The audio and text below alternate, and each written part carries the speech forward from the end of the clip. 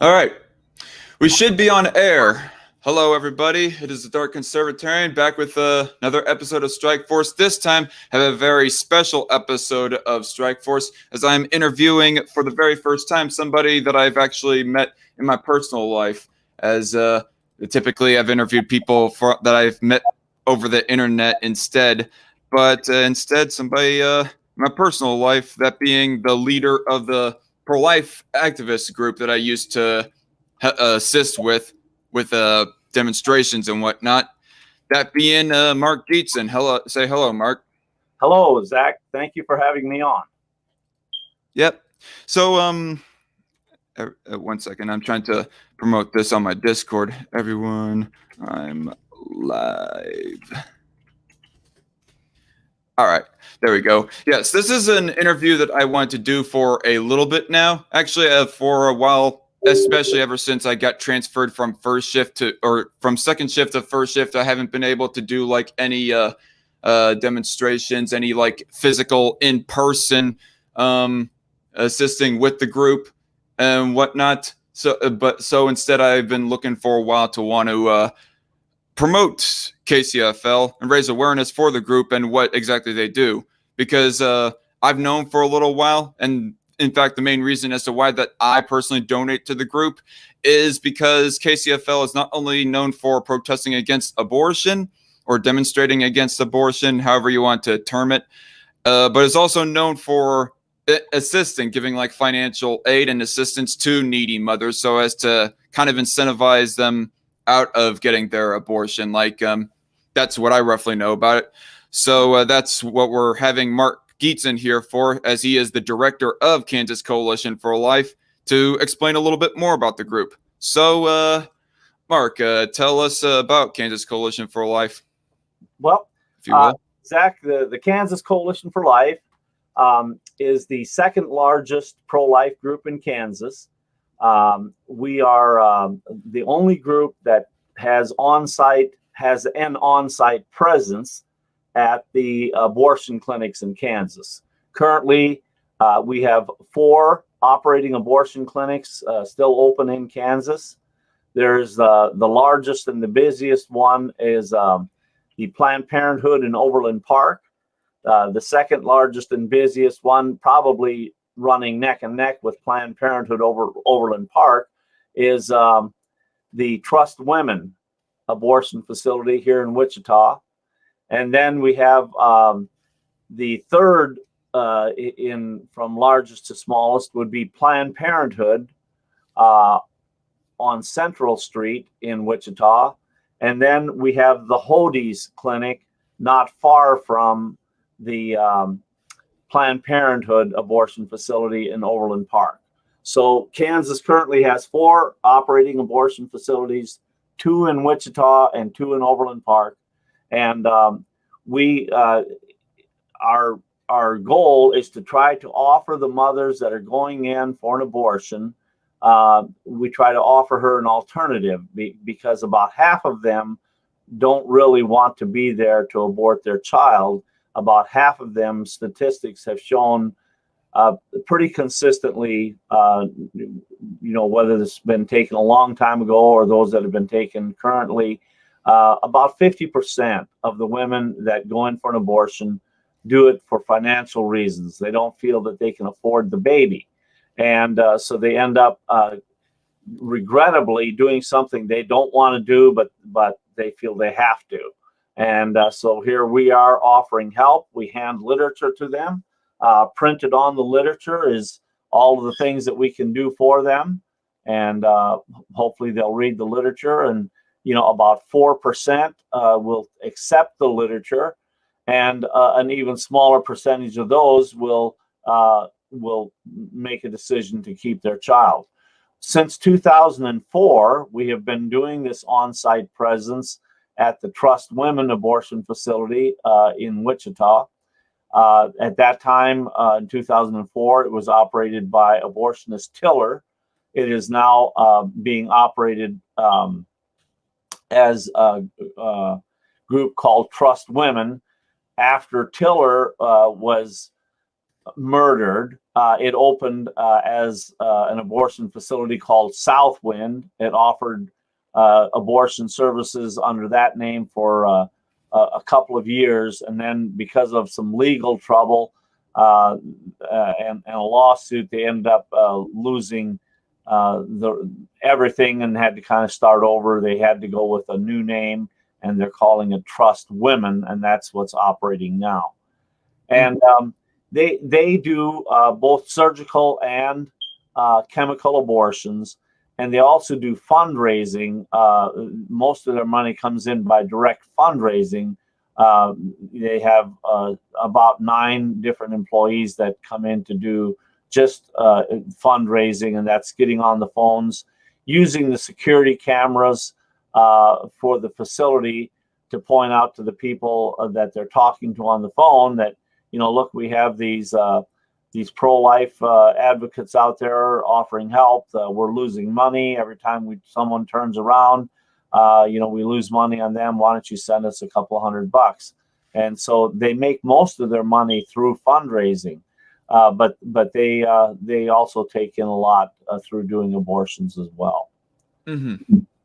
And I guess I should have thought about this before I had actually had us go on air. Is actually give out the link for the organization KCFL for where that people can go forth and donate. That being www.kcfl.net. There's a donate page right there. If any of y'all want to give donations to this organization.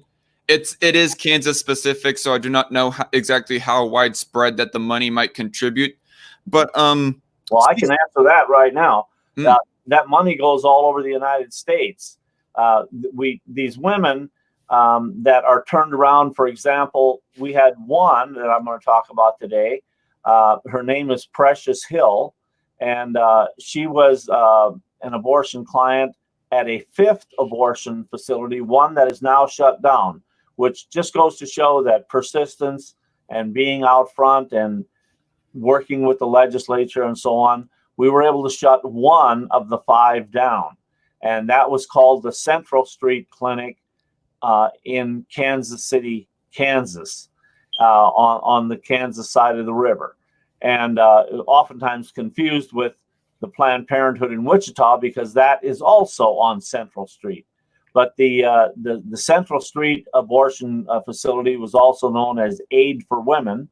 And when Tiller was murdered in 2009, we traveled to Kansas City a couple of days a week, oftentimes on Saturdays or Wednesdays or whenever they were doing abortions. And we would be there with a truth truck. Now, I'll tell people what a truth truck is. Remind me a little bit later on. We'll jump into that. But all right, I'll write that down. Yeah, the truth truck. I'll just stop here and basically explain that because I need that for the story. At that time, the truth truck was owned by Operation Rescue, and it's a box truck, much like a rider moving and storage truck that you can carry furniture or anything inside. And what we do is we purchase the truck solely for the purpose of bearing our banners. And we have a First Amendment right. There's all kinds of restrictions on what you can set in the ground and where you can place signs and, what can be on the signs and so on. But one place that is quite open is what is on the side of your truck. You can put any advertising on there you want. And so, and that's protected by First Amendment rights. And so Operation Rescue started this years ago, putting graphic pictures of unborn babies and then parking the trucks in front of abortion facilities. And you will get many women would rather not kill their baby after seeing a picture on a truth truck. We've had numerous. In fact, I'm going to say that the majority of our clientele that has turned around and saved their baby, that the truth truck either played a minor or a major role. It would be very rare, but not impossible. There are some too that that the truth truck didn't play any role, but certainly more than 50%, it has played either a minor or a major role in their decision to not have the abortion. Likewise, the printed literature is something that is very big. We often have mothers that will tell us later on that what really got to them is when they looked at the literature and they saw that we would help them financially and that we would help until the baby turns 18. Things like this have been very good at encouraging the mom to make a life-saving decision, and they're always happy about it. We don't have a single person out of the 534 that we currently have. There is not one mother that has the baby and then says, "Oh, I wish I would have gone ahead and had the abortion." They never want that. I mean, of course, that's kind of the nature of it, where they're offering help to those that don't want the abortion. It seems the ones that you turn around, at least. I do know at least one story. Like, there is a former coworker of mine back when I used to work for a restaurant instead. One of the coworkers was actually a foster child, and she later once she met her own blood mother. She had actually said to her face, "I wish I had aborted you," or something like that. The blood mother said that, or the daughter? The blood mother. The blood mother told the daughter that. That's cold. That's cold. So I think that you're getting that right. Because that kind of a person would probably not have responded to our literature either. So maybe that's the dividing line there, where those that are inclined to want to keep their baby and that feel forced into the abortion, that is the low-hanging fruit that ends up in our basket.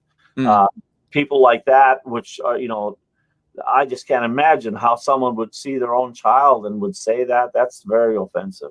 I can't imagine how the girl felt. Can you tell us a little more?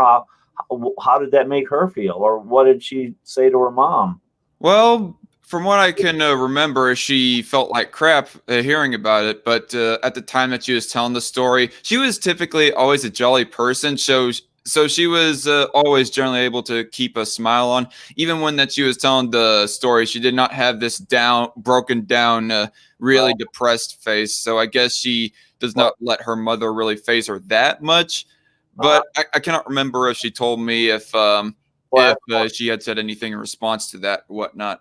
That's great. If she was strong enough to hold her head up and be proud, maybe she had a really good parenting and somebody really good in her life, maybe a great teacher or something. But that's wonderful if she was able to withstand that kind of an insult and to take it with a smile and knowing that she is worth just as much as you and I, and that's fantastic. That's really something. So anyway, the typical mom that we have is one who, as I alluded to earlier, probably thinks that she cannot afford the baby. She's scheduled an abortion. She comes in, and then at the gate, maybe she sees the truth truck or sees some signage or sees a person there offering literature, and she'll take the literature and then read it and maybe come back out and not go through with the abortion. I want to tell you a story about a couple of them in particular, and I started telling you about Precious Hill at the Aid for Women abortion facility in Kansas City, Kansas. And I'm so delighted because that story has a great ending.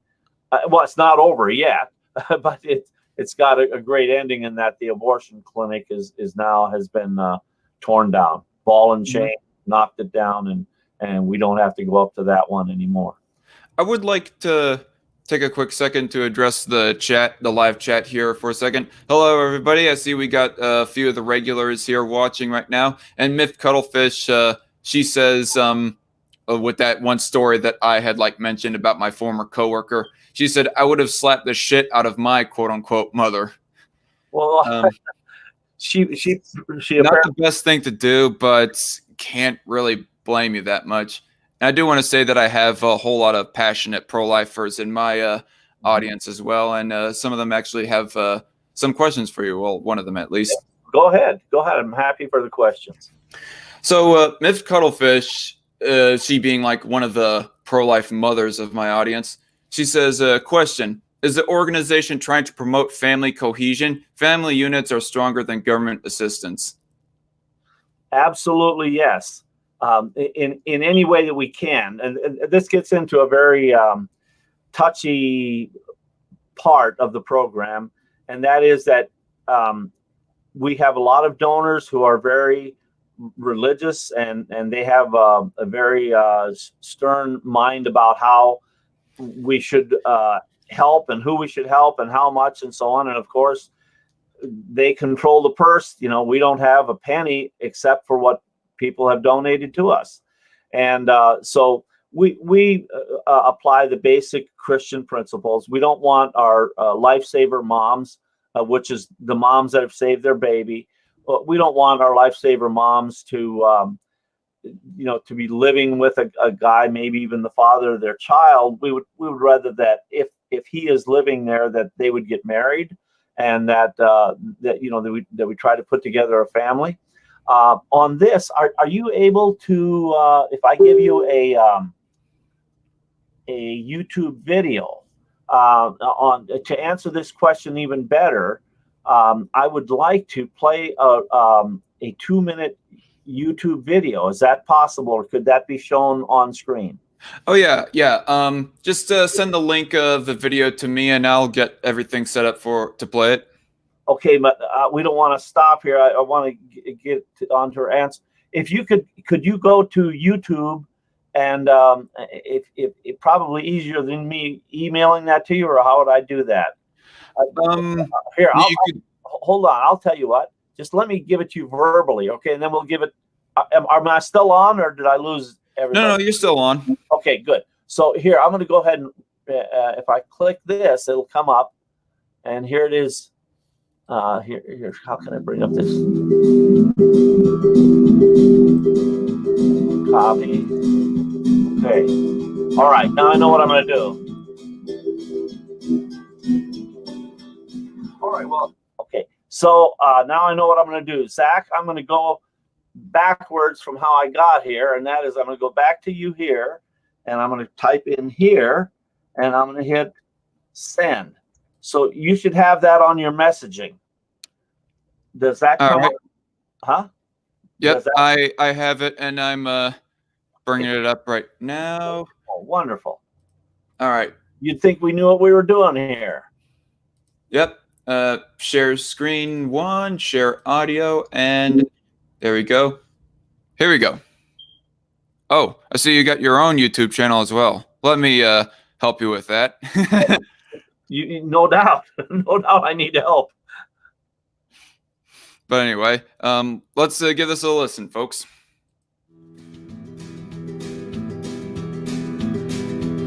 This event occurred on Friday morning, 2015, February 6th at 9 a.m. at the Southwind Abortion Facility in Wichita, Kansas. Ashley and Brian have just made a big decision not to have their unborn child killed today. All right, well, we are here with Ashley and what's your name again? Brian. And they're from Oklahoma, and they had an appointment for an abortion this morning, and they decided to park their car over here. They drove past, and I guess early there this morning you drove past and you saw this sign behind you. Yeah. And having seen that and your own feelings already before that, can you take it from there? I just really had a lot of guilt for the decision that I was going to be making, and when I drove by and I saw the pictures and the message that you guys were trying to spread, it really just kind of brought a realization to me that this wasn't the right choice. Wow. You guys just made our day, because only about 4% will even take the literature. And, this is just absolutely wonderful. And I want you to know that we're going to help you no matter what you need, no matter what your needs are. And I know that you have reasons why you came here in the first place. But there's wonderful people in this state that are willing to help in situations where there's a need of any kind, and we can help you with that. And I'm sure that you've made a good decision this morning, and one that you're going to be able to live with and be proud of the rest of your life. Really am. Okay, well, thank you so much.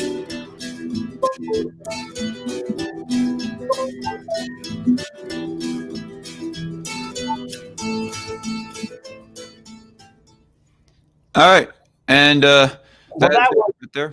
that worked out really well, Zach. I'm really glad that we were able to play that. That's Yeah. fantastic. I was only able to find out Friday too, by the way, on how to actually share the audio and the video of whatever I'm showing on screen. And right Okay. now, there's the website for all of you to check out. I have just provided the link as I in the description box as I updated and edited the description box of this video. If you click on that link, it'll pull you up here, and then there's the donation page right there. And if it'll pull up your faster computer, please and thank you. I don't think I need a Discord up anymore. But yeah, the donation page right there, and you can choose to either donate time or money. I think time would that would require for them to be like in person, to arrive to the group in person and like do Right. activism type stuff. Well, we do have work. If they want to do work in their home, we do have some volunteer work, data entry type things, phone calling, those type of things. If they want to do some work in their home, we will take their help any way we can get it. All right. So, Typically, I just like donate money to help support all the mothers and whatnot, and that's what the rest of y'all can do as well. And I will be like making an edited, shortened down ad to help promote this group as well. Don't know exactly when that'll come out, but just know that that'll be popping up sometime in the future, everybody. so But, it's the people like Zach that really make this thing go, because if we didn't have the donors, we couldn't offer the help. If we couldn't offer the help, the mothers would just go on in and the babies would be killed. So this is such a good example here. The case, the 2015 case. Her name is Ashley, and I forgot the guy's name. They just said on the video, I forgot his name. Ashley and what was his name? Ashley Anyway, and Brian. Brian, yeah, Brian. And what was so confusing is we had two lifesaver moms that were named Ashley. One was an LIE here in Wichita, and the other one was Ashley from Oklahoma, which that one was. So at any rate, they were both students, both in school, not married. Everybody, the families were pushing them to an abortion. Everybody was telling them, the teachers, everybody was telling them, abort, abort, abort, abort. And so here they get here and they look at the pictures. They saw the truth truck. You heard what she said. In this case, she was seeing the pictures on that sign right beside. It's the same one that's now on the truth truck.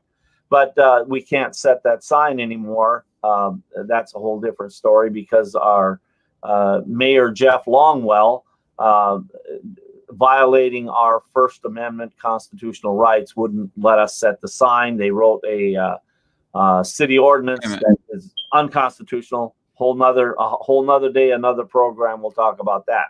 But anyway, Jeff Longwell. Did you mean to say Brandon Whipple, the new mayor?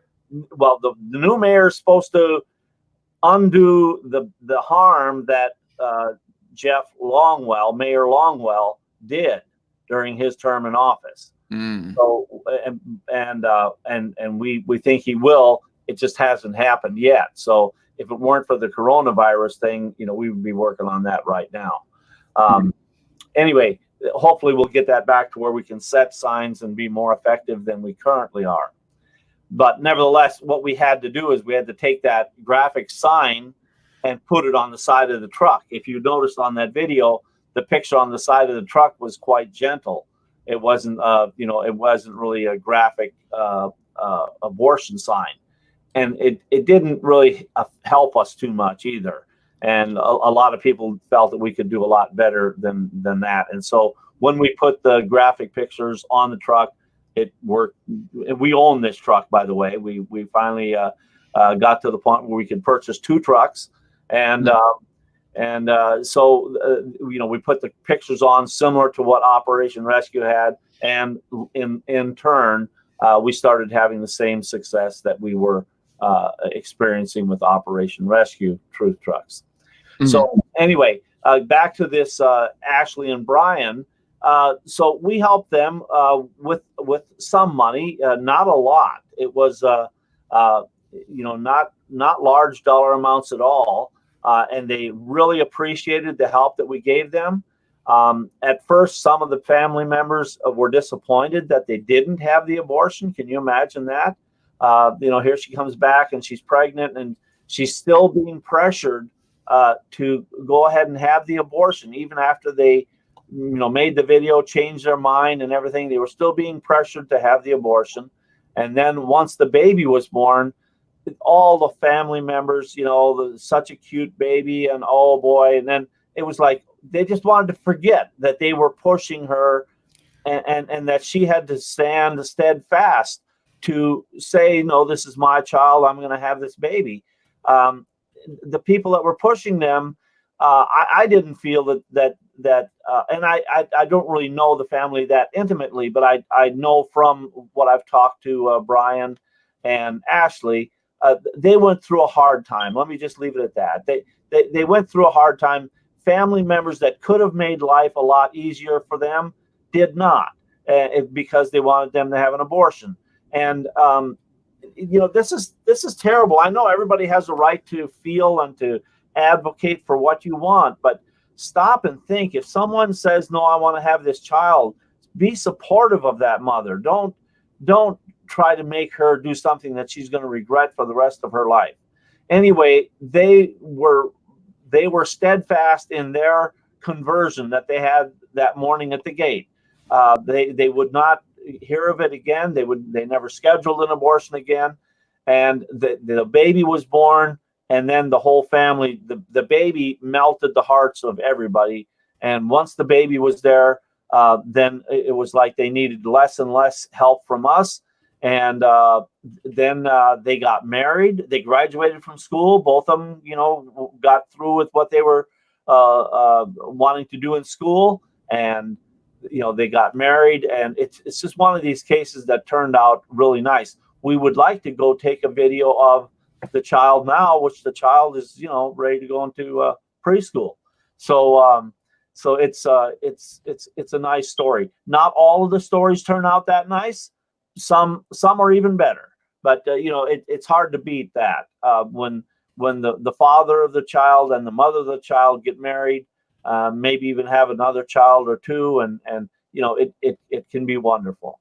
So anyway, I want to go back now to this story about Precious, this black girl from Topeka, Kansas. Yeah, I think I remember reading about that one way back when I was actually actively doing demonstrations with the organization.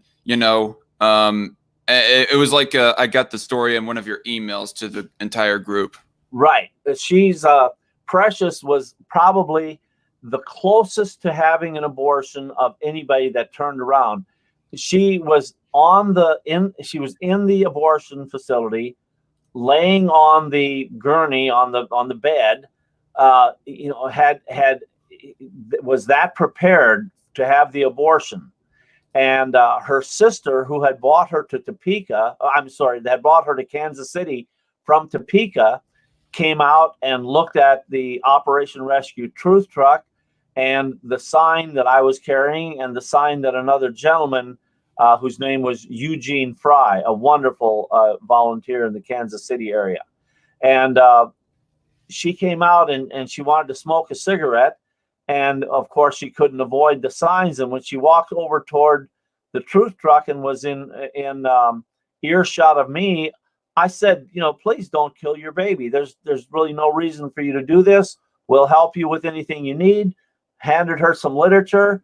She begrudgingly took it, but she wouldn't say a word. Then she went on her cell phone. I didn't know she was doing this. She went on her cell phone and she's texting her sister, who's inside being prepped for the abortion. And her text message apparently said, there's a crazy man out here who will pay you if you don't have the abortion. Well, that's not what I said, but that's the way it got translated. And so Precious wanted to come out and talk to me.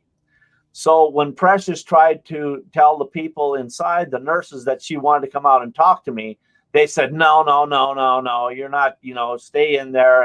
And so they started holding her down against her will. You can't do that. They were wrong in doing that. And anyway, Precious happens to be fairly athletic built and athletic minded, and so she kicked her way out of there, and she wouldn't let them. She was, using her physical force, kicking, laying down and kicking with both legs at once, and so on, and she would not let them hold her down and tie her to the gurney. They were trying to, restrain her arms and her feet, each one, and so, long story short, eventually the security guard, whose name is Mark, same as mine, Mark went in and he heard all the commotion, and we could hear the banging around in there, things being thrown up against the wall and so on, and we could hear the thumping noise, and we knew that something was going on in there. And eventually then Mark went in and he told them they have to let her go. They have to let her come out. So, you know what? If we could do this again, it would be wonderful. Can we go back to the website? Here, if we can just take a breather for a minute, let me go here and let me go to the KCFL website, and I'm going to bring that up, and I'm going to send you a link real quick again, and I bet you can put that on, and we'll get some pictures, because it would be nice to have the picture of who I'm talking about here. And let's see here. Yeah, I mean, from what I can recall about Mark, he's like one of the more neutral parties in regards of this. Like, he doesn't particularly side with all the abortion surgeons and abortion clinic and staff that work inside there, but they're just paying him, and he's just taking their money. Well, I think that's true about some security guards, but in this case, he actually owned he was actually one of the part-time or part owners of the abortion clinic. Oh. So Mark, and I can't recall if I even ever had his last name. He acted like he was neutral, and he tried to play the security guard thing, kind of in that way. But he was actually quite strongly against us. He called the police on us many times. He filed lawsuits against us.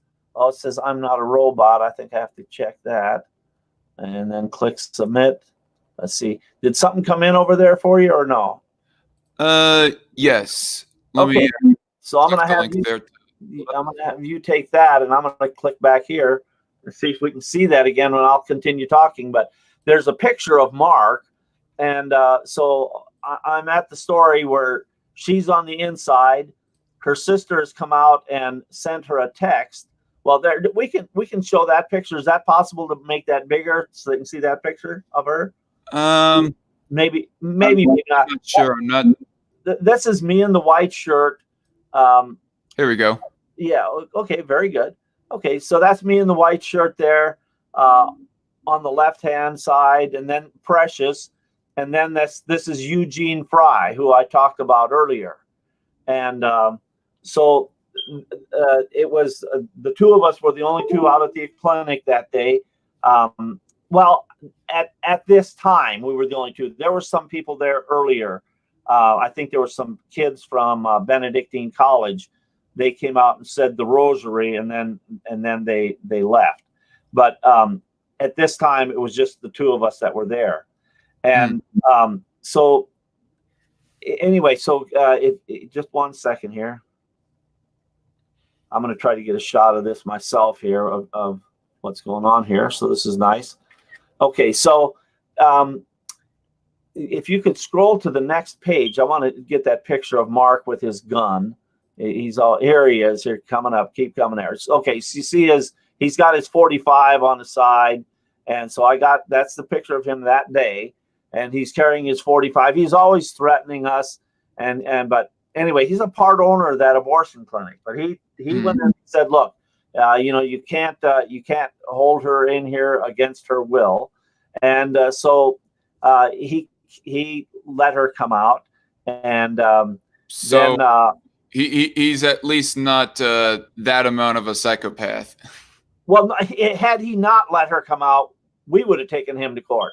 He had already taken us to court for various things like trespassing, or we stepped over the line, or, we were too loud, or, he would file anything against us anytime he could, anywhere. And anyway, I don't think I leave his last name. See, I just say security guard Mark. I don't think I ever had his last name. But anyway, so she came out, and then she was so nervous and so explosive. She said, "Who is the guy that's going to pay me money?" And I said, "Wait a minute." I said, we're going to help you as a financial source of last resort and all that. And she says, "I'm going back and have this abortion." I said, no, hold on a minute. And then finally, Gene Fry, could see what was going on. And we said, let's walk away from the abortion clinic. There's fortunately a little park across the street. We walked to the park. We spent about 2 hours with her talking at that little shelter. And then, so she wanted to go back in and get her abortion money. She had just paid for the abortion, like $400 and some odd change. And I didn't have $400 in cash on me. They wouldn't give her the money back, but Gene Fry just reached in his pocket and gave her $400. He said, "Here you go." So he gave her the money back. And so she realized we were going to be serious about helping her in her financial need. And here's this picture of her little baby. I don't know if that can be made bigger or not, but this is about a year later. It can.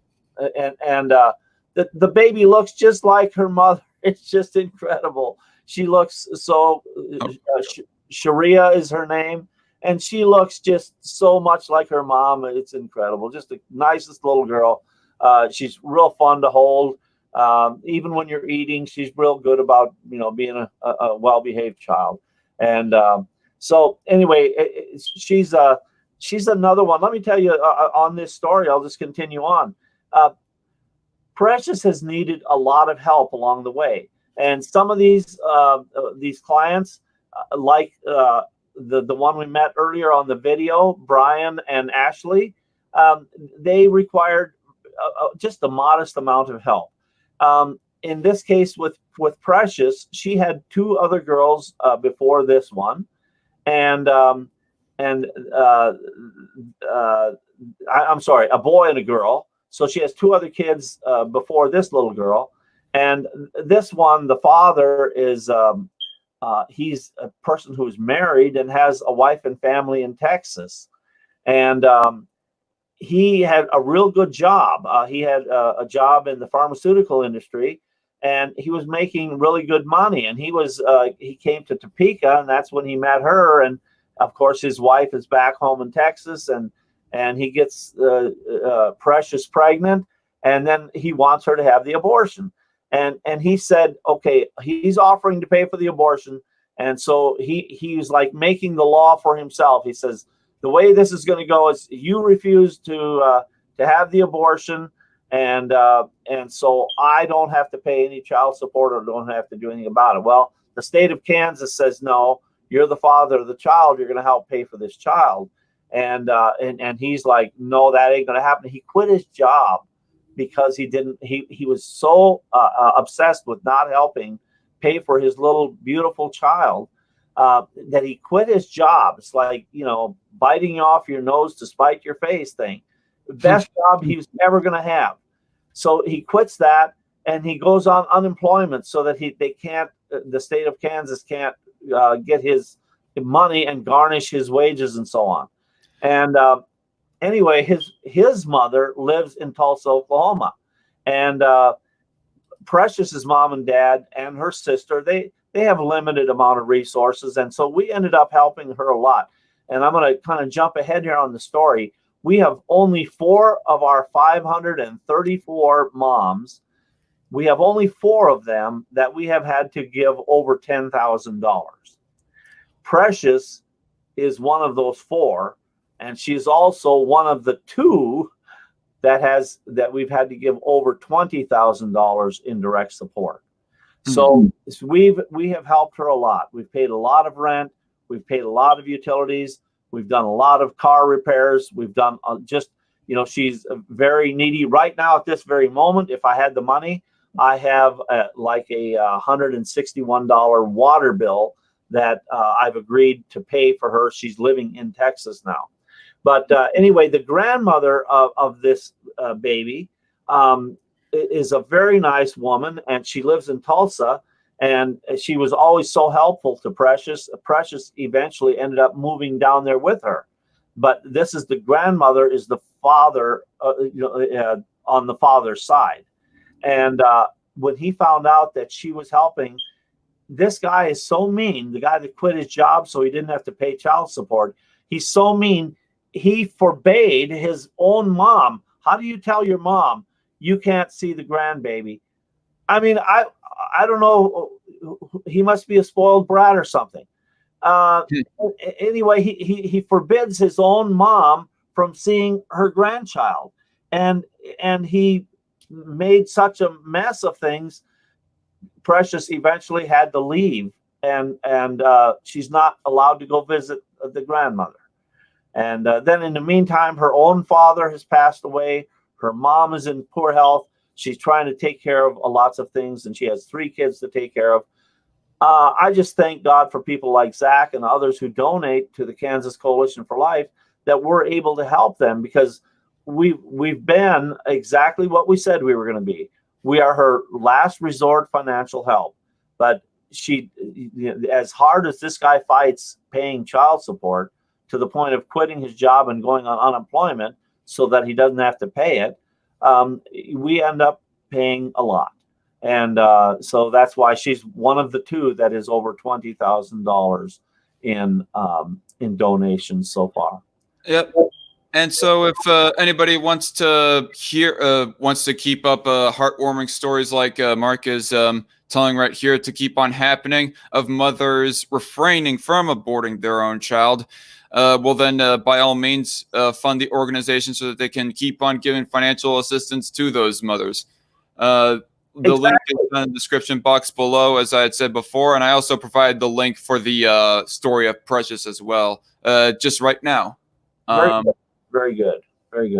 And Mikhail the stray cat, he says, how? He basically abandoned his parental responsibility. So what right did he think he's got to stop grandma from visiting the baby? Well, that's a question I really don't know how to answer, but I know I was party to several phone calls from Precious, because during that same point in time, her car had a bad transmission, and she was blaming me for not having put a new transmission in the car or having helped her get a better car. And anyway, it is unbelievable. I'm ashamed of my gender, being a male.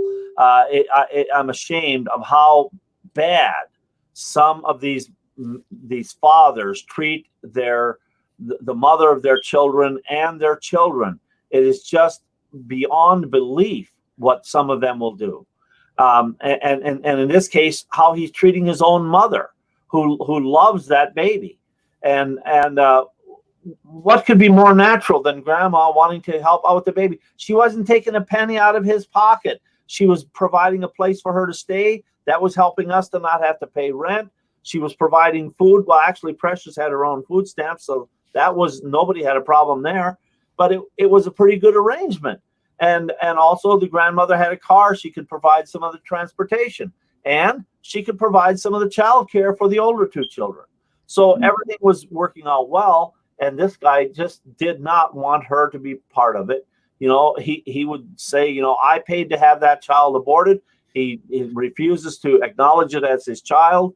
And I think that if the right judge, if he got put in front of the right judge, that he would be given jail time just for the hateful attitude and the hateful way that he's done things. Can you imagine quitting the best job you've ever had in your life, working for a pharmaceutical company, having them giving you a car and a very good wage, and you quit the job just so you don't have to pay child support for your child? I cannot imagine myself doing that. I mean, if I ended up getting finally my dream welding job, I could not imagine myself turning that down because I don't want to support my own, let's say, out of wedlock child, let's say rhetorically. But not only just on the financial side of things, but also on the moral side of things. Oh, I am so bent on that this child should not even live. So therefore, I'm going to quit my job so that I could like stop giving financial support to the child. It's so twisted. I can't even like understand the logic of that right there. That's me. I can't understand it either.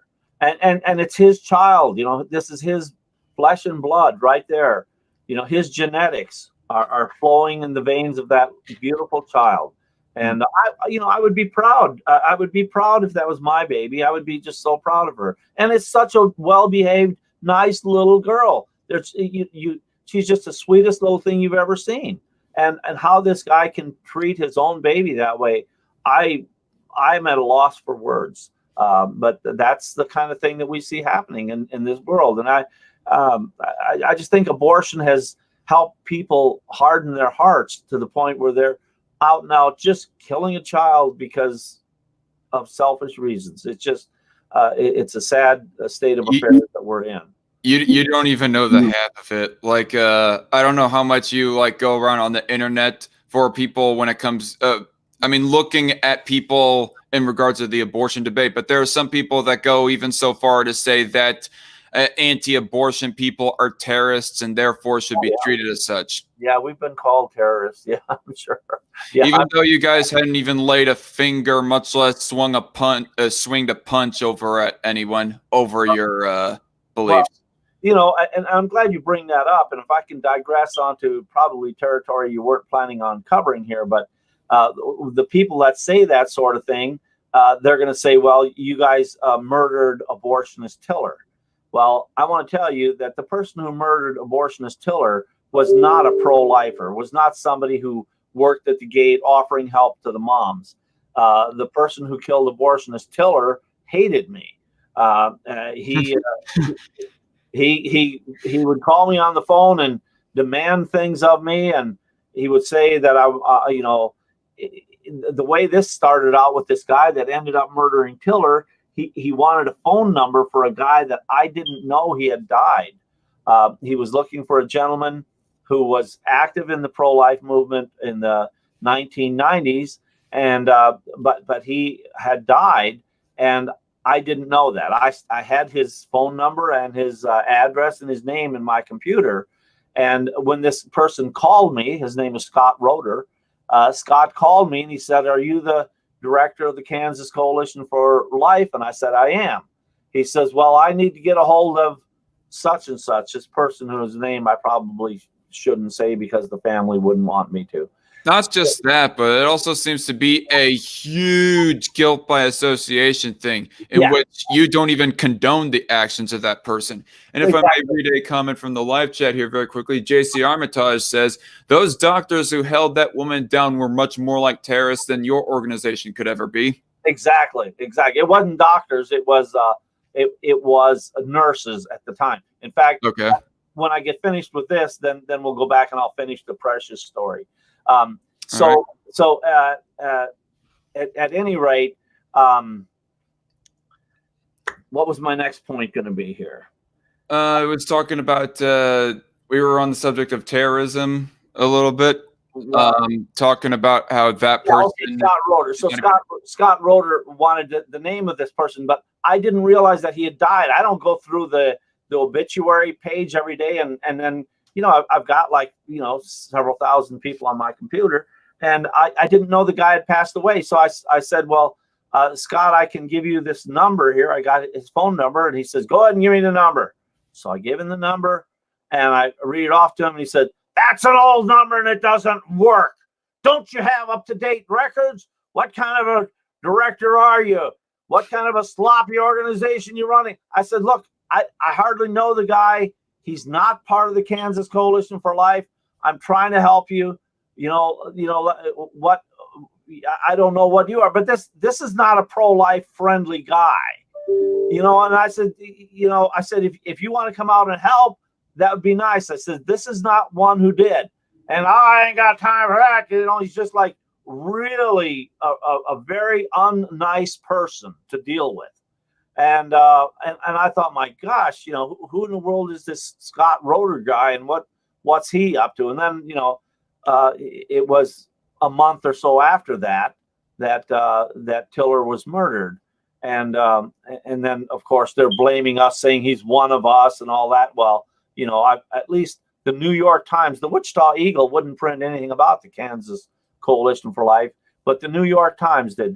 They printed 3 or 4 articles in there, and they at least put my side of it in there, that Scott Roeder was not a person who had ever been part of any pro-life group known. He was part of some separatist group. So you were closely tied in with the story in regards to Scott Roeder, the assassin of George Taylor. Yes, they wanted to blame us as if Scott were part of our group. I said that's the furthest from the truth. He would never be part of our group.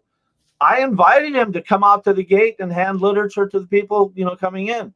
I have people from all over. I have people that live further away than him. At the time, I had one lady driving all the way from Atchison, Kansas, to put flowers at the gate. This really puts a really interesting extra layer to this story that I did not even know of. Yeah, well, Scott, he was. Here's the thing. See, Scott is really pro-choice, and people would laugh at me for saying this, but I says, how do you define pro-life and pro-choice? Well, if you define pro-life as someone who thinks that life is God's to take or give, then Scott Roeder is not with us.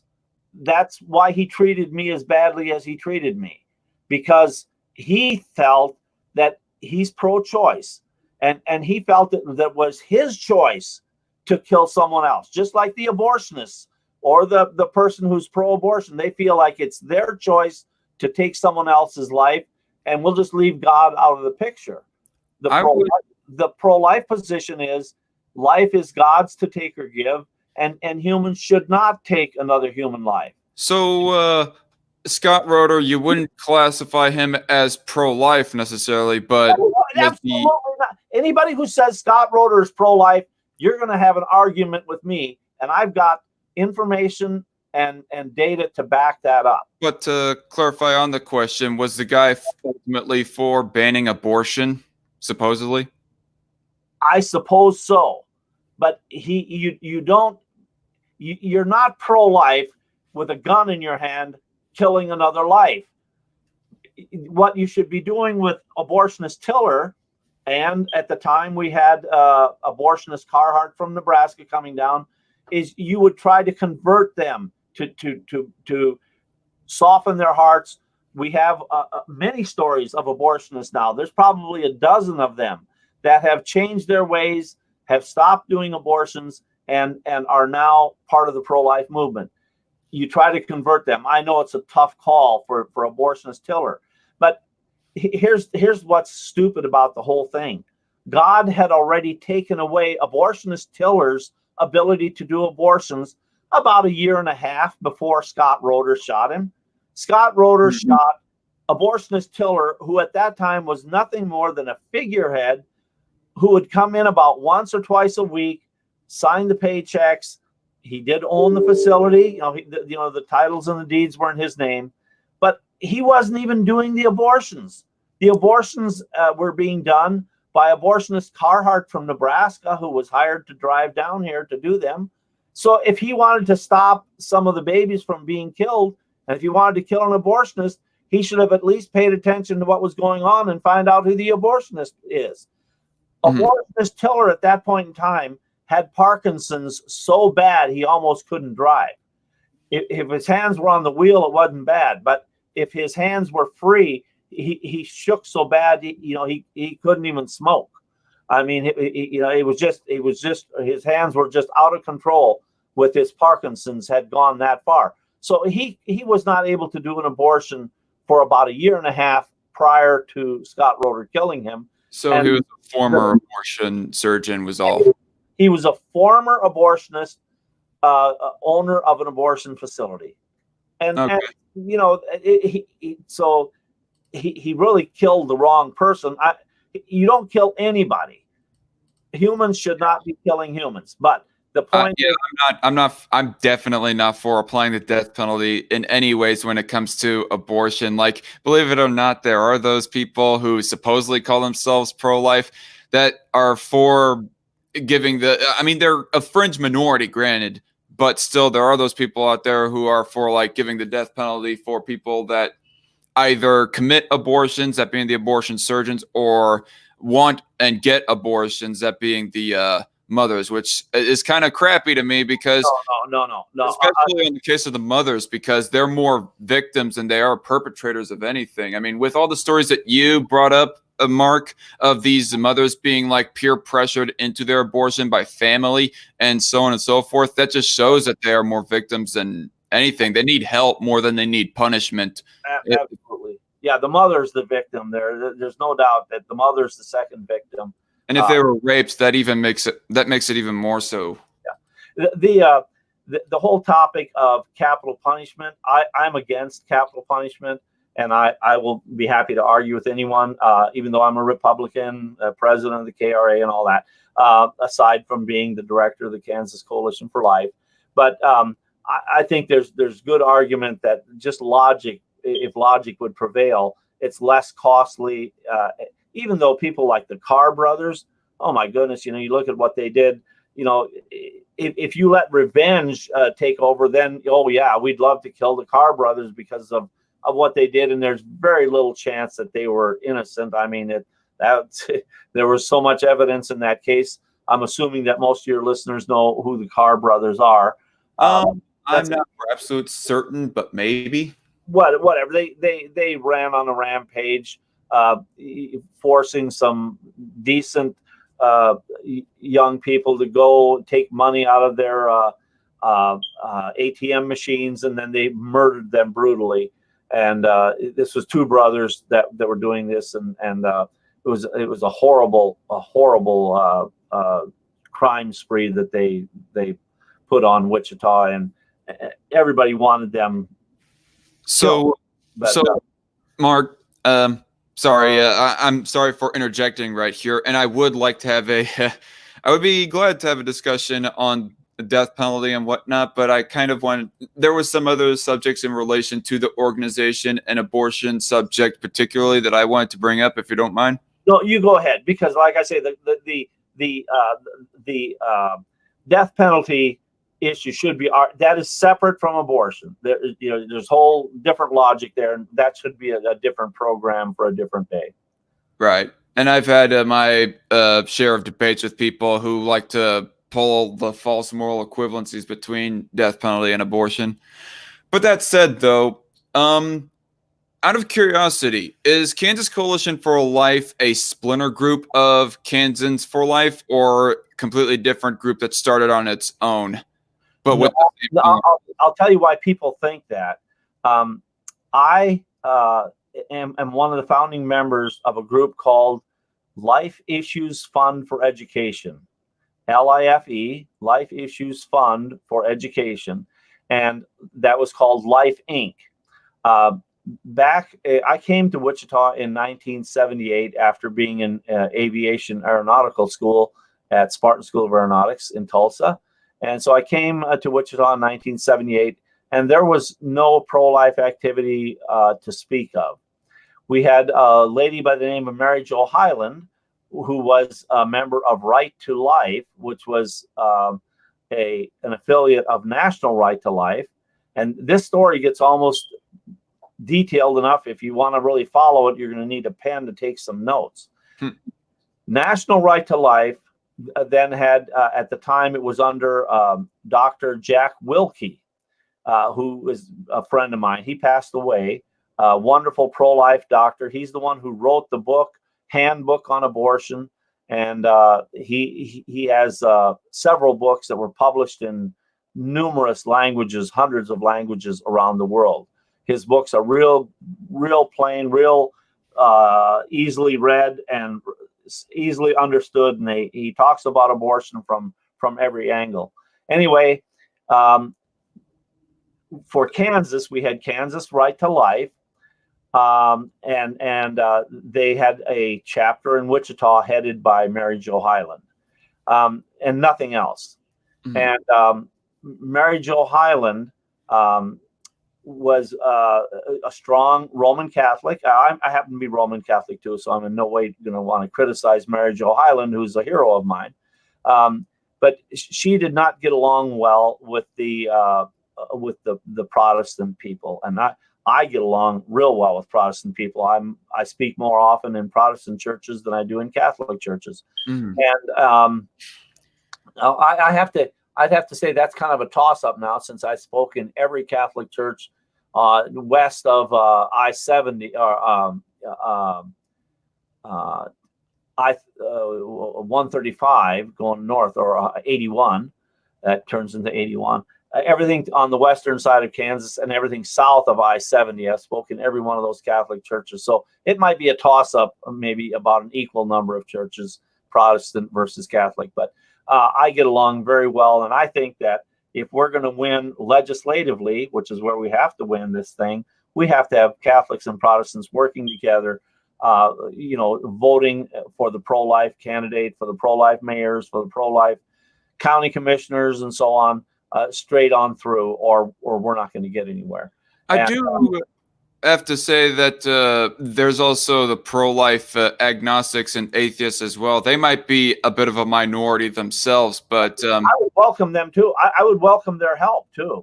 I mean, I have a real fun time arguing with agnostics and atheists, because I used to consider myself, for a short time in life as a teenager, I had agnostic leanings. But I realize now how silly that was. But I can argue those people very well, because I was one of them. I had the mindset for a little while. But and I enjoy, it's a real easy argument. That could be another program for another day. right. Maybe another somebody who isn't an atheist would like to in a very nice and gentle way. A lot of these atheists are very nice people, and a lot of them are even pro-life. So I mean, whatever.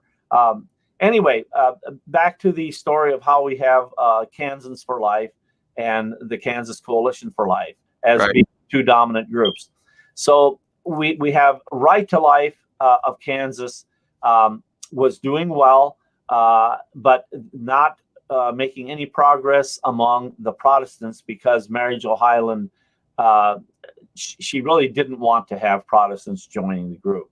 And a gentleman by the name of Alan Weldon and some of his friends, they got together, and I was invited to have. We had the very first meeting in Alan Weldon's insurance office downtown Wichita, to start this group called Life Issues Fund for Education.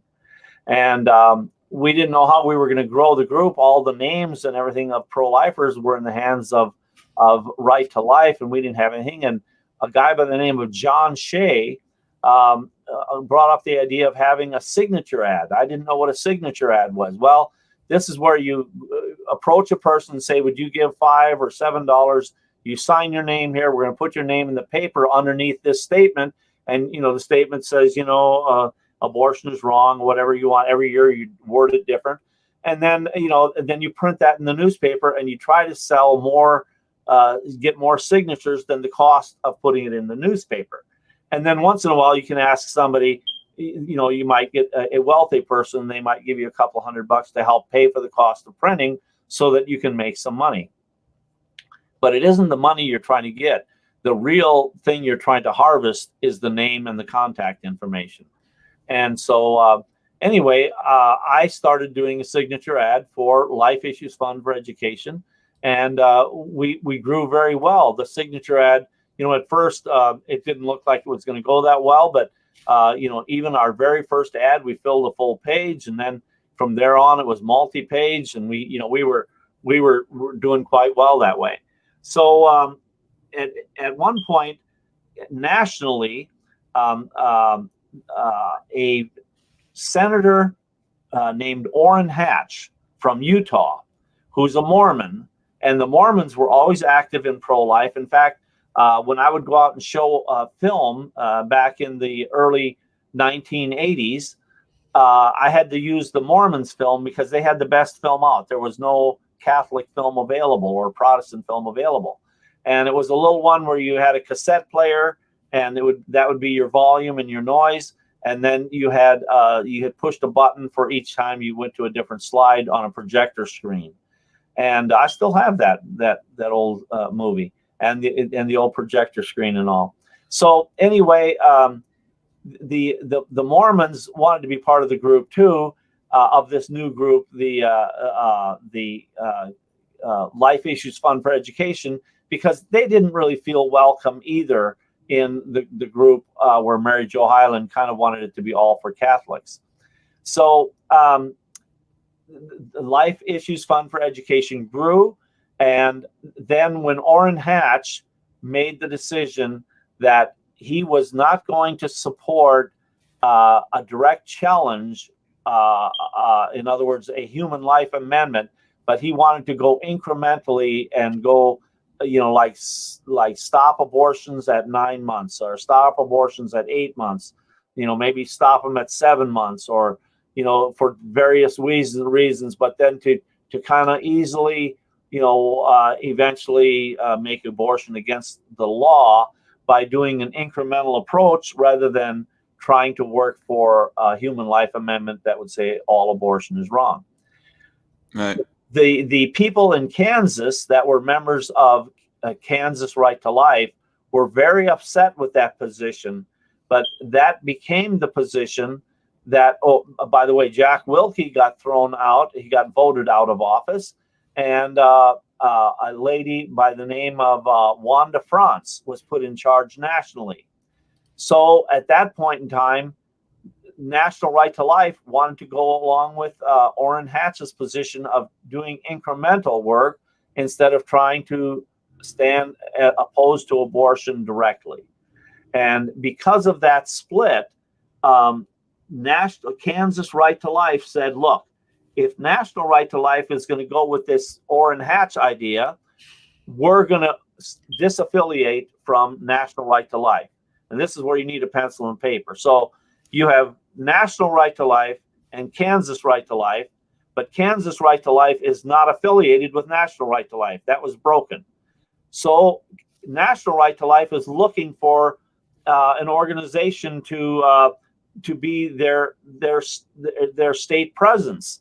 And at this time, Life Issues Fund for Education had a committee, a political action committee called Kansans for Life. So National Right to Life said, look, we'll offer you a national affiliation with National Right to Life, and Kansans for Life took them up on that. So it became very confusing. You had the local group, which was Right to Life, Kansas Right to Life, and then you had the national group, which was ahead of Kansans for Life. But Kansans for Life was still under the auspices of National Right to Life. That remains that way today. Now, the reason so many people think that I started, or it's the same group, I did get thousands of names for Life Issues Fund for Education, and I got tens of thousands of names for Kansans for Life through this signature ad process. I did that from the 1980s all the way on up to about 2009 or 2010, about the time of Tiller's murder. So we had all those names that were turned in, and people got to thinking that it was the same group. My group, the Kansas Coalition for Life, the reason we had to start is because we have people at the gate in front of the abortion clinics. Here again, it's where you almost need a pencil and paper to keep all of this stuff straight. National Right to Life has millions of dollars. Understand that. They're in Washington, D.C., Wanda France. They put out, they do major lobbying and so on. And they're mostly a good group. This is Jack Wilkie's old group. Disagreements on strategy all the time, but they're mostly a good group. National Right to Life heading Kansans for Life in Kansas, and Kansas Right to Life being the biggest opposition to them. We're fighting each other. Two pro-life groups in the legislature. One would be paralleling with Planned Parenthood, and the other one would be against them. and we got nothing done. People wasting money donating to a pro-life group, and your money is being wasted because the pro-life groups are fighting pro-life groups. It was an absolute mess. And anyway, as far as doing on-site work, which nobody was doing any on-site work, neither Right to Life of Kansas or Kansas Right to Life or Kansans for Life. And so I started doing the on-site work with the Kansas Republican Coalition for Life. And this group was part of like the KRA now, the Kansas Republican Assembly. It was more tied in with that group, with a party group. And the National Right to Life refuses, if you are an employee of Kansans for Life, even today, if you're an employee and you are wearing the badge or have a direct affiliation to Kansans for Life, you cannot go stand in front of an abortion clinic. And you say, my gosh, why is that? But there's a logical reason, and here's why. Joe Scheidler up in Chicago got sued and had a lawsuit brought against him, totally unfair, totally unfounded. But there's this law called the FACE Act. FACE stands for FACE, Freedom, Access, Clinic, Entrance. The Freedom of Access to Clinic Entrance law is so twisted and so biased and so against pro-lifers that if a person was a member of Kansans for Life, and if they stood out in front of Tiller's Gate or the Southwind or the Trust Women Gate, and if they inadvertently stepped over the line, and if a lawsuit became of that, then all of National Right to Life's millions of dollars would be on the line, and they would fight for it. They would fight them just to make them spend their money on attorneys. They would fight using that unfair law. So it's understandable. It's logical why Kansas doesn't let their own people come out on site. So National Right to Life would fight against the FACE group? Yes. Well, no, FACE is the law. FACE is the national law, okay? FACE stands for Freedom, Access, Clinic, Entrance. It's freedom of access to clinic entrance, but that's what the acronym is. That law is very strong. They can take your checkbook away. I mean, in other words, your banking account away. They can do everything. Joe Scheidler lost his home. He's the only person in American history that went back to the Supreme Court twice on the same case because the lower courts were so excited about being anti-life. And they took Joe Scheidler's home. He appealed it. He won the appeal in the Supreme Court of the United States. And the lower courts twisted what the Supreme Court had said, and they still were keeping Joe Scheidler from getting his justice in that case. It went back a second time, and the second time, they came down hard. They put the hammer down hard and said, that's not the way it is, and they got it right finally. But the only case in American history that had to go back twice. So the FACE Act is a strong law, and the only way you want to stand out on site is if you have no affiliation to National Right to Life or to Kansans for Life, so that they can't take that checkbook. Now, I'll remember not to wear my Kansas for Life shirt if I ever get back to protesting with you guys. Exactly. So, but anyway, we went through some hard times there, but it's confusing for people. And yes, I did. I'm not trying to brag here, but let me just state that, I was a founding member of Life Issues Fund for Education, which, by the way, that went away. It was kind of like the tail wagging the dog. Kansans for Life got so big after National Right to Life switched from Kansans for Life to KFL, and then pretty soon, nobody was interested anymore in the Kansas Life Issues Fund for Education, and that organization folded. Kansans for Life became the big dog, and then of course Operation moved to town, and so we have KFL is the biggest group. The reason they're the biggest group, I'm proud to say this, tens of thousands of those names. By the way, the KFL computer used to be my computer. Okay. When KFL started, it was on my hard drive. All right. So I had all their names, and then finally KFL grew to the point where they bought their own computers, moved off my hard drives. Harry Biltz and some of these other good computer people set up programs specifically for Kansans for Life. And then from there on, all of the signature ads that I did after that, I still gave every name and every piece of contact information to them and hopefully try to pay for the ad by the time they had done it. So if I may ask, it's because of the FACE Act and all that bureaucratic and right. all that legal troubles is why that is why Kansans for Life cannot have any on-site activism protesting in front of abortion clinics. And so therefore that's where KCFL comes in, that I assume you helped start, so that there can be on-site pro-life activism under KCFL's name instead of KFL's name. Exactly. You got it right. You explained it in a very good way. And then let's just add one more little caveat.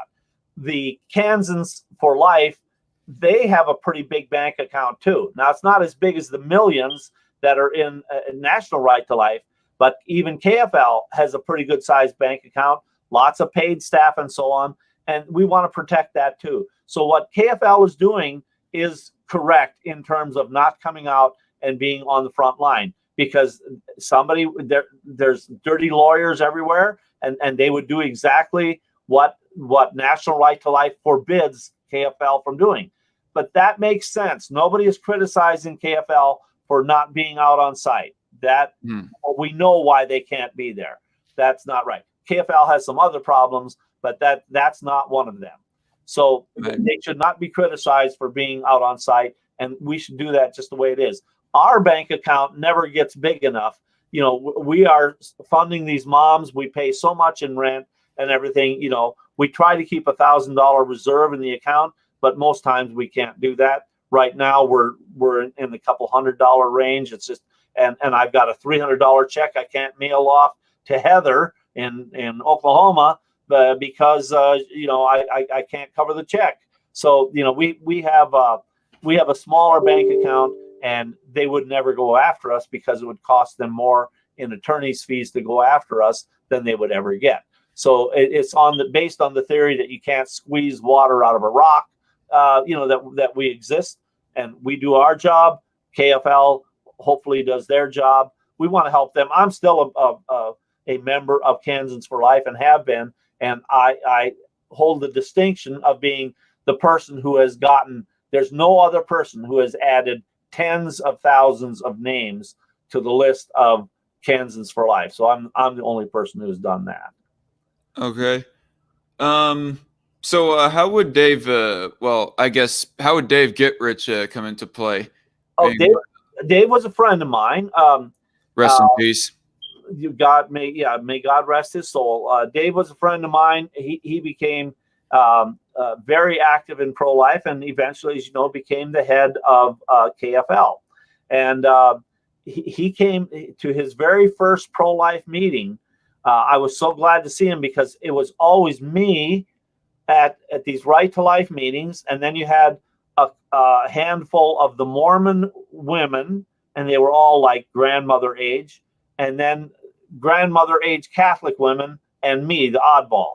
And so I was really glad when Dave showed up, because even though he was a bit older than me, at least it was another guy and another, so it was great. But anyway, Dave really had a heart for the babies.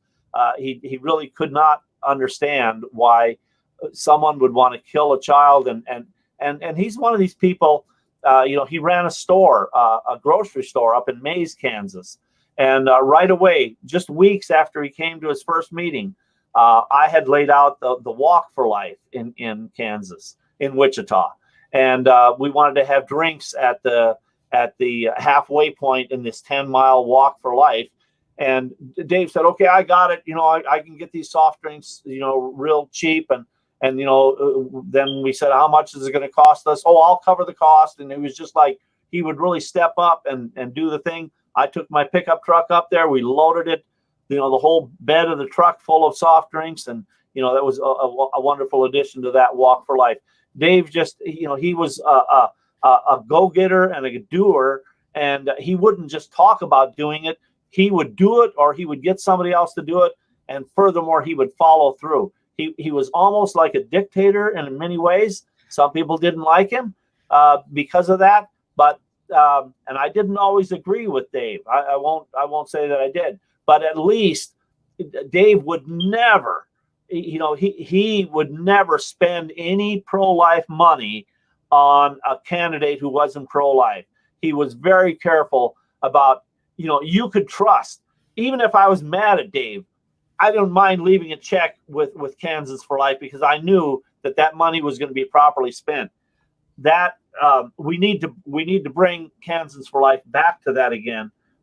As might shock some people, KFL was even supporting the pro-abortion mayor Longwell, and they even gave him an endorsement, and that put us right back into the days of old when we had KFL fighting Kansans for Life, and it was it was a bad thing, but that just happened here in 2019. So we're going to. I will have like another question in regard to the mayoral election a little bit later, but yeah, I feel bad for not visiting Dave Goodrich another time. Like there was a little bit that I had like directly done some activism with KFL, like stuffing these little baby bottles with information and whatnot as to what they can, what mothers can do and so forth. And for the longest time, like, I don't know, 1, 2, 3 years time, I hadn't like seen him at all. And I knew I should have like visited him. Then lo and behold, in early 2018, I hear that he dies, and it's just a pity. I at least went to the witnessing of his body, like being put in the casket and whatnot. I could not go for the actual funeral because that was during a weekday, if I remember correctly, and I had work. So it was only that Sunday viewing the casket that I could do in somewhat of honor of him. But I still feel bad for not visiting him at least one more time. He's in my prayers, in my daily prayers, and he should be in everyone's daily prayers because he did a lot for the pro-life movement.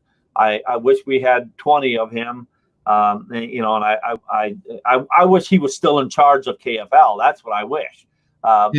He ran it but sometimes you need that. You need someone who's going to run it like a dictator, a benevolent and a good dictator. He did stuff that was right. You didn't have to worry about somebody saying, well, this guy's a friend of Mayor Longwell, so let's put him in charge of deciding who's going to get the money and endorsements. I mean, who came up with that? Dave was rolling in his grave over some of the stuff that happened since he's been gone. So we pay more attention. I need to pay more attention. We need to make some adjustments again and get.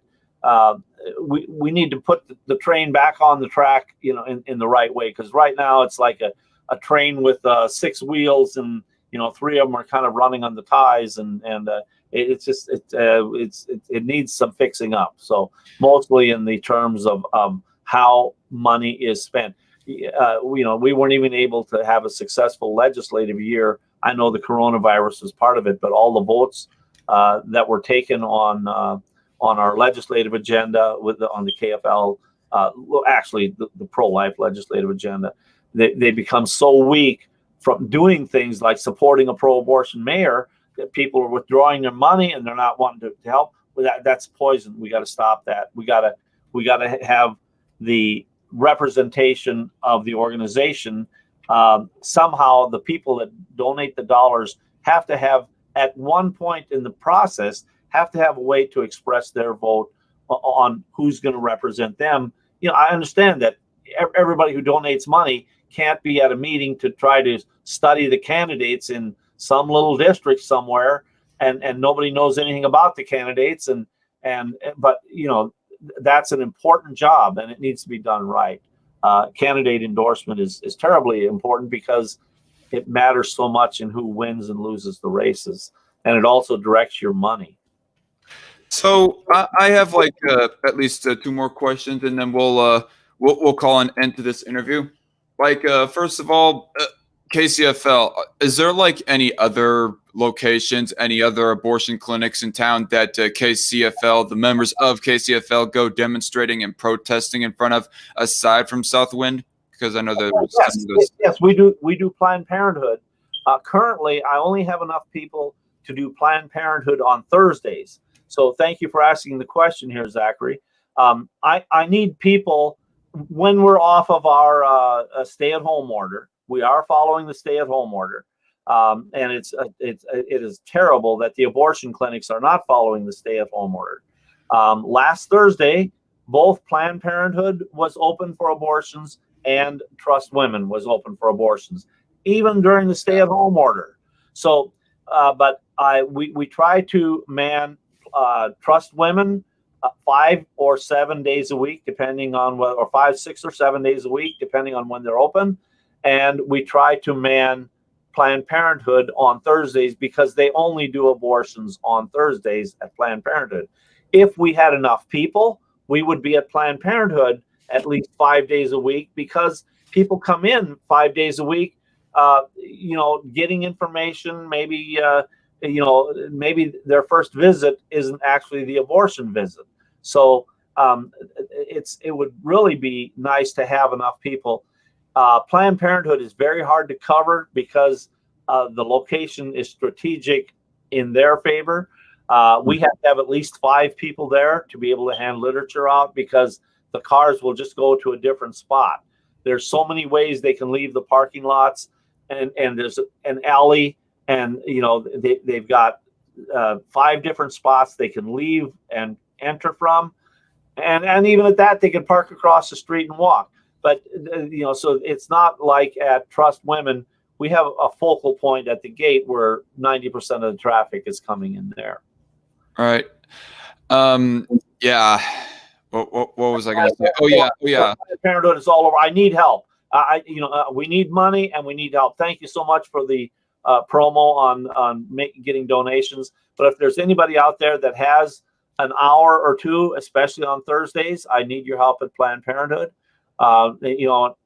We'll take any time you have. Whether it's an hour or hour and a half or even half an hour, we'll put you down for whatever you have. But we would like you to do it weekly. So that we could count on, like maybe from 2 to 2:30, you're going to be there, every Thursday or something. I do want to say, just FYI, that unfortunately I do not have too many Kansas subscribers. The few subscribers that I have who are from Kansas is just a handful of friends and family that I personally know. Most of my subscribers are even from South Africa and Australia. Okay, well, that's fine. We have a group in Africa that has, by request, instead of just stealing our stuff off our website, our banners and signs and so on, Richard Sempola from Uganda is kind of a group that works with us and has helped us in many ways, and we help them as well. So there's people around the world that are pro-life, and I think that's one of the wonderful things about the pro-life movement is we are finally becoming a worldwide presence where you can go to Ireland, there's pro-lifers there, of course, not enough of them. You can go to Poland, you can go to the Ukraine, you can go just about anywhere in Africa. You'll find many active pro-life groups. And so we're finally becoming a worldwide presence. And I think that probably the group that is responsible in a big way for that is 40 Days for Life. They've done wonderful work in growing the pro-life movement around the world. Awesome. So last question of the day, and of course this is the one that I said that I wanted to ask. Jeff Longwell versus Brandon Whipple when it comes to like abortion beliefs. You say that Jeff Longwell, he's kind of a pro-choicer, and he even like restricted as to how you guys could protest in front of the abortion clinics and so forth. Well, not only kind of, he was solid pro-abort. The Republican Party is, in fact, pro-life. We passed, even before the national Republican Party was pro-life, in Kansas, we had the ability for even your county party to have their own platform. We became pro-life way back when I was chairman of the party in 1992. And in 1992, from then on, the Sedgwick County Republican Party has always been officially pro-life. Now, what that means is that if you're not really pro-life, but you want to be elected to something, and you're of a Republican leaning, and it's found out that you're a pro-choice Republican, you're not going to get past go. You're not going to get anywhere because the voters won't support you.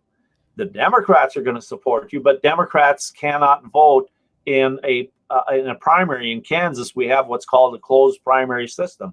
So in other states, can you imagine that being open? It's just unfathomable how you'd let Democrats pick the Republican nominee or vice versa. It would be crazy.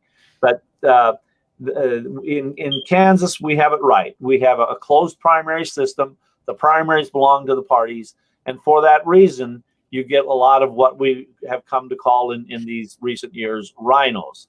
Rhino stands for Republican in name only. Yeah, I know the term. These are people that, in case somebody out there doesn't, a rhino is someone, the Republican in name only, wants to pretend to be part of the platform, pretend to be pro-life, but when you need them, when it comes down to the vote, they'll side with the Democrats every time. And you have to get those people out. You have to weed them out and beat them in the next primary and get rid of them. So Jeff Longwell, he was a pro-abort Republican. Yeah, he hid for a long time, but he didn't hide well enough. Lots of I could go way back on stories for that, probably more than you would want. But especially for right now. Let's just go with as mayor. The first thing he did was during his first year in office, he did an Indian raid. What I call an Indian raid, that meaning that they waited until I wasn't, they know my pattern of being out there for a morning shift, going out in the evening at 5 o'clock for my evening shift. So they knew when I wasn't there at about 4 o'clock, they sent the police cars, trailers, pickup trucks, a bunch of people off duty from elsewhere.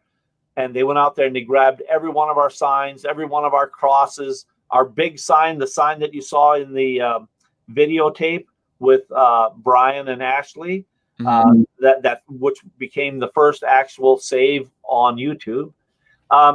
They broke that and they threw this stuff all onto the back of their carts. And then here I come out there for my evening shift and they're just leaving. So I went down to the mayor's office. Sorry, the mayor's gone for the day. So I went to the police chief. The police chief was gone for the day. All I had was the second in command, and he's like, they were prepared for me to come, and he could do nothing, and so go see the mayor. They said it's not here. It's not the police department. We're not. This is something the mayor's doing. Well, Longwell refused to meet me ever about that. Could never get a meeting from him for the next 4 years or 3 years. And so then, when it came time, well, then they had parking things and they changed the statutes on the holding of signs and the placing of signs. They gave the authority to the business on which the easement is adjacent to. So in other words, the real police officer for Trust Women is Carl Sweeney, the security guard. And he gets a broad interpretation of what's acceptable and what's not. And he has, all this authority. He can even arrest and everything like that. It's crazy. And here Wichita became the only city in the United States of America, in all 50 states. Wichita became, and is currently at this moment, the only city in America where you can't set a white Christian cross on city property, even if you're standing beside it. And if you move your finger from it, you're in violation of the law. They can put you in handcuffs, take your cross, or 200 of them, and you can't even set a cross. It doesn't say anything on it, no words or anything. Why is that even classified as a sign? And no, you can't set a sign. It's horrible. They wrote the law against what we were doing. And that was Jeff Longwell that did that. And then of all things, unfortunately, Dave Gittrich passes away and Longwell is running again for mayor and KFL supports him. It was just like, how did this happen? His friend got in as leader of the endorsement committee. And it was a total coup. It was like having the fox guarding the chicken coop. Exactly. That's the expression that fit there. You have the exact wrong person in the wrong place, and it hurt the reputation of Kansans for Life really bad, and we don't want that. We want a strong Kansans for Life that will act in a pro-life manner and that will work for pro-life candidates. That's what we want. That, and we need that again. Right. So, in comparison to Brandon Whipple, though, Brandon Whipple, I would presume, was a Democrat candidate for mayor, now the mayor of Wichita. Yep, he's a Democrat, but he saw the weakness in the Republican Party. There should never be a Democrat mayor. Of course, I was running for mayor, and I'm blamed by John Whitmer and some of the radio people and others that is my fault that we don't have a Republican mayor. I will accept that 100%. Only the thing is, the numbers don't bear it out. I didn't. Here's the thing also is that he was like making a bad image for Republicans and who are typically associated with the pro-life organization, ultimately actually sabotaging the pro-life movement. So you were just basically weeding out the sheep's clothing. I did what I had to do. I wasn't able to win the mayor's race, but I was able to be part of making sure that Longwell didn't win. The reason that I will admit that I regrettably voted for the guy. Although I did not know the guy's abortion beliefs, so I was ignorant of that. Now you do. Now you know. So fortunately, enough people knew. And Brandon Whipple, he at least is a constitutional Democrat, and he wants to return the city sign code back to the way it was prior to Longwell messing with it and going against us. So if he does that, great. If he doesn't, then I'll run against him too. So we'll see how that works. Yeah, if he can at least restore you guys' free speech rights, that would be great. Yeah, exactly. If you have to hold the sign, your finger on it, then you might as well be holding it with your hands. And you can't hand literature to people in the cars if you're holding signs. The same thing applies over Planned Parenthood. So they really crippled our ability to achieve saves of babies. So Longwell has the blood of I don't know how many babies on his hands, but certainly some, reasonably some. Wow. Yep. And I guess that's how we'll wrap it up, folks. I thought you said we were going to be on an hour and a half or something. We haven't been on, but how long? An hour and a half. Oh, very good. Very good. That's fast. About an hour and 37 minutes and 25 seconds, 26, 27, 28. So it was a good long while and a good conversation. Well, so this was fantastic. This turned out much better than I thought it would. I didn't know what to expect, but this is professionally done. I'm real pleased with your program, and I would like a copy of this, or is that something I can get a copy of? Oh yeah, I sent you a link of the stream via Messenger. You can if you can actually share that around to some of the other activists within KCFL, that would be great. That would do great for my channel. I do want to say that this did not get as many views as I would hope it would have. I mean, there was quite a few people that were watching the first few minutes, but Mikhail, the stray cat, and Miff Cuttlefish, they had to leave, unfortunately. Oh, that's all right. Well, if this is something I could get where people that don't have access to the internet, if I could send it out with an email, would that be possible? Or and furthermore, I would like it to where I'd like to have the real thing on my hard drive, because sometimes you get like YouTube says, oh, we don't think you should be able to see this video, or they're going to control. Is there a way I can get more than the link, but the actual program? The actual program, you want me to download the stream and then email you the... Is that a possibility? Yeah, sure. Be like about MP4 or something. Sorry, what? It would be an MP4, I think, or an MP3. I think MP3 probably. That would be a sound, right? MP3, MP4, whatever. MP4 is sound and video, I think. And that's what I would like. If I could have the MP4, then I could save it. I'd put it on my laptop and I would have it for future use if I had to have it. But I know it's nice to have it directing everybody to the link, and that way it gets counted there. All right. So we'll go ahead and wrap this up here. And for everybody who has watched this stream, for all the future, all the KCFL activists who might see this in the future, please subscribe to my channel, The Dark Conservatarian. That would be The Dark, CONSERVATARIAN. You cannot miss it if you just search it in. It's easy enough to find. And thank you, Mark Gietzen, for coming on. It has been quite a while since I've actually been in direct association with KCFL, aside from donating money. And so it was great to get caught up and have a chat. God bless you. This is a great program. I really appreciate being on it. Yep. And this is my guest, Mark Gietzen. I am the Dark Conservatarian, and hope to see you all later. God bless and good evening, and stay safe, and rest in peace, Dave Gitrich.